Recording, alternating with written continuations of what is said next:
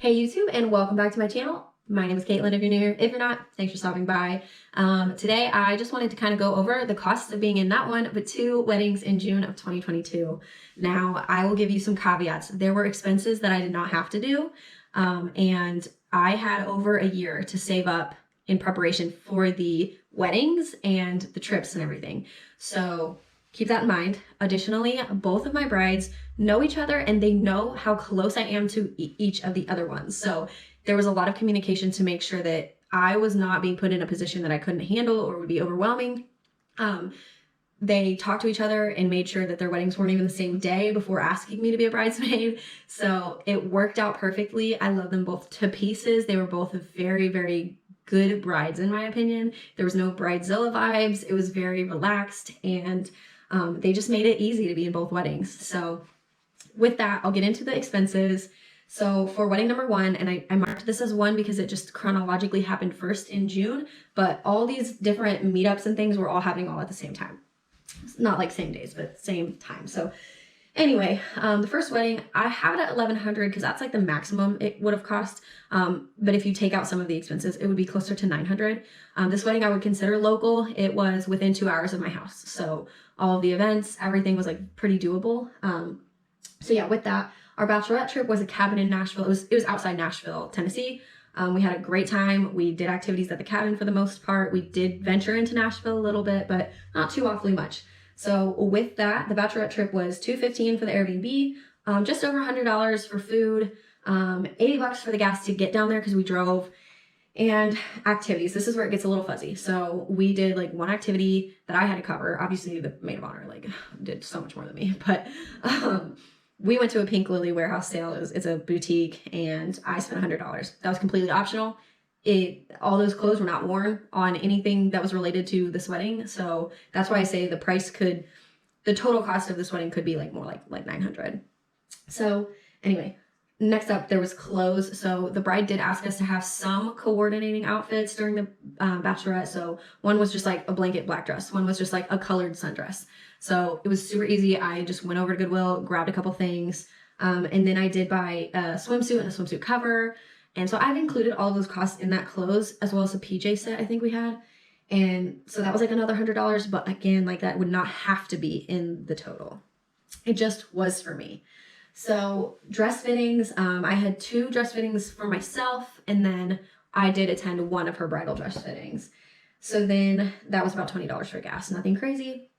Bridal shower, again, I was not the maid of honor, so I didn't have to do anything but show up and be nice. So I showed up, tried to look cute, and we had a really great time. Her bridal shower was gorgeous. This wedding was wildflower themed, so it was just a lot of fun, lots of color, springtime. It was just really cool. So I brought a small gift for that, about $10, and then gas was like $10. So easy peasy. And then for the actual wedding, she covered lodging for the night before, and her and her family covered a ton of like food costs. So like we were all there the night before and like all day, and they covered like lunch, breakfast, all that stuff. So it was fantastic.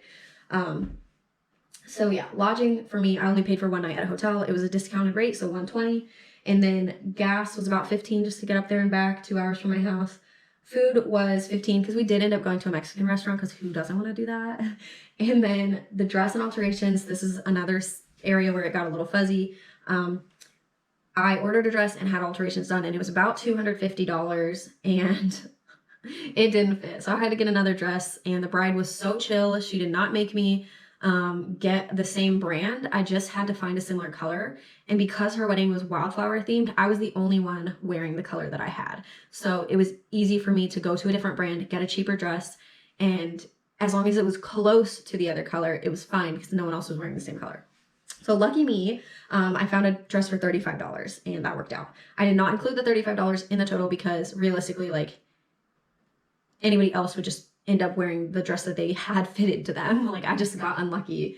And then for her wedding, I gave her a $25 gift into her honeymoon fund, and we had PJs and nails for that weekend, which were about $35.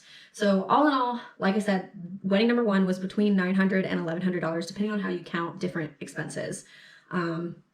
I would say on the low end, $900, there's not really anything I could cut out that I did spend extra on. Like everything was pretty necessary at $900. So wedding number 2. Now this wedding was out of state for like every guest, not just the bridal party. So the bride was very conscious of that and like understood. However, this is also the woman that I lived with all through college, like most of college. And I just love her to pieces. So I've known for a very long time that I would be spending money on her during her wedding season. She met her mans in college, so they've been together for a long time and they're literally perfect. I know that this is her one wedding, same for the other bride, one wedding, but with that, I've just known for a long time I was going to spend a lot of money on this one. So this wedding cost me about $1,880, almost $1,900, and let's get into it. So the bachelorette trip was to New Orleans. The Airbnb was $182. Travel, including a flight, cars, rideshare, rental car, gas, was $418. Food and drinks, it's New Orleans, so it's $450. I know it sounds crazy, but that's what it was. I also was staying at her house for a few days before the trip, so that was some grocery money too.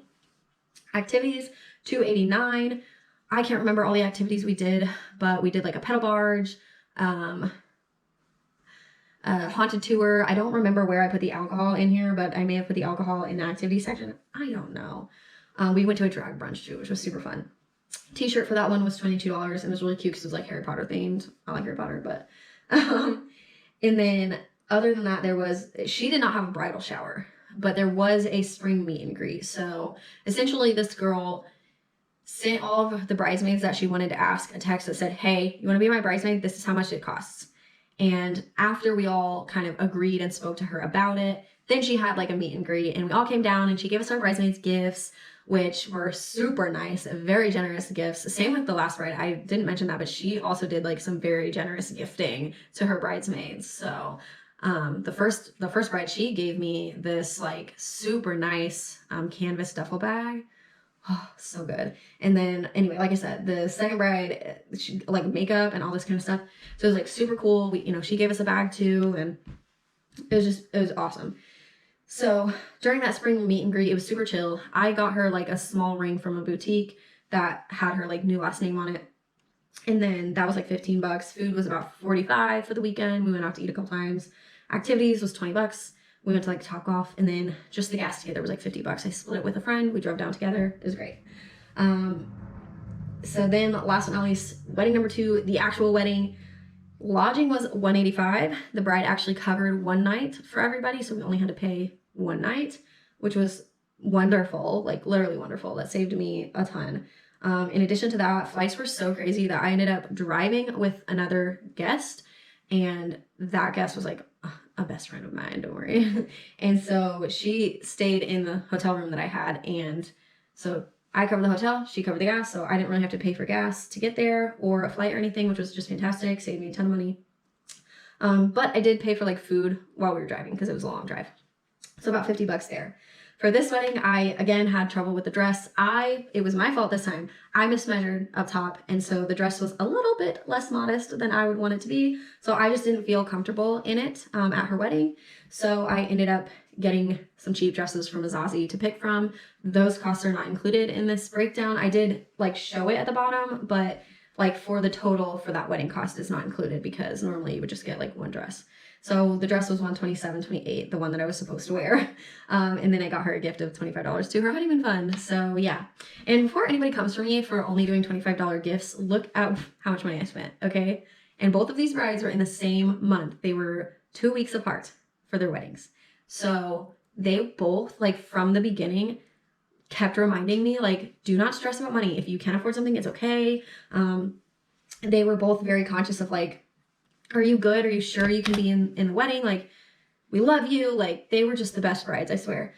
So anyway, with that, like I said, the first wedding was between $900 and $1,100. The second was $1,880.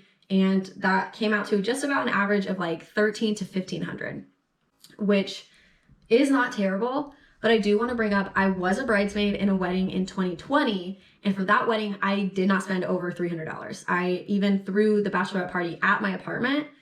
And I swear to you, I did not spend over $300. The dress was like $80. The party was like super cheap. Just bought some decorations and we decorated cookies and danced and just had fun. And then she did have a bridal shower, but she did not have like any other stuff going on. So yeah, that wedding was super low key, very local. It was like very close by and it was a lot of fun. So I just want to say, like, these costs are not like an accurate representation of how much it could cost to be a bridesmaid, unless your friends want to go on a trip, they want to have a shower, their wedding isn't that close to you, like all of that kind of stuff really adds up.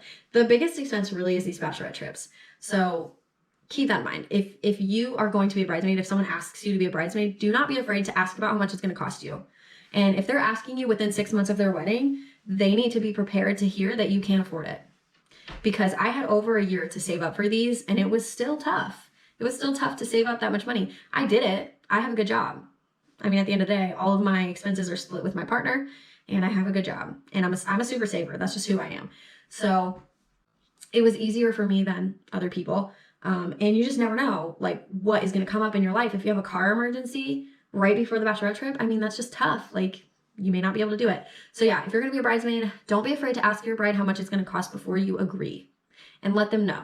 There's always the option of, hey, I can't be a bridesmaid, but I would love to be there for you on your day. I'd love to just be a guest. Or if the bachelorette trip is the thing that's holding you back, you can always ask them, I know that this is important to you, but I cannot afford this trip. I would still love to stand up there with you on your big day. Can I still be a bridesmaid if I'm not able to make it to the trip? And just work with your bride. Be completely honest and open with them. And typically they're going to be chill with you. So that was my experience. My girls were super chill and just wanted an open line of communication. That's all they needed. So on the flip side of that, if you are a bride, be conscious of how much you're asking of your wedding party, how much money you're asking them to put down, okay? Not everybody has money like this to just throw down on a wedding. This was all over time as well, which made it even easier, but it is difficult for some people. So be very aware of that if you're asking people to be in your wedding. But yeah, so I learned a ton from these weddings, not only about the cost, but about like things I would like and wouldn't want to do for my future hypothetical wedding. So it was so fun to be a part of it. I am so grateful to have been able to stand up there and cheer on two of my favorite people on this planet as they married the most wonderful men. They both picked them good. So very proud of these two ladies and grateful to have been a part of it.